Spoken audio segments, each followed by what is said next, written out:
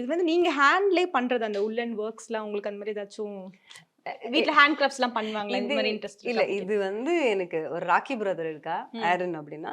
அவரோட பாட்டி எங்களுக்கு ரொம்ப பிடிக்கும்.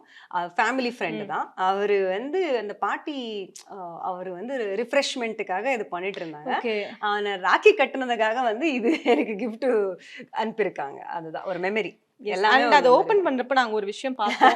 இது வந்து எனக்கு வந்து இது பத்தி பெருசா நாலேஜ் இல்ல. ஆக்சுவலி இந்த கிச்சன்ல எல்லாம் குட்டியா ஒரு இது வச்சிருப்போம்ல குக் பண்றதுக்கு, அதுதான் பார்த்திருக்கேன். பட் இது சம்வாட் டிஃபரெண்டா இருக்கு. இது வந்து புத்தா பவுல்னு சொல்லுவாங்க.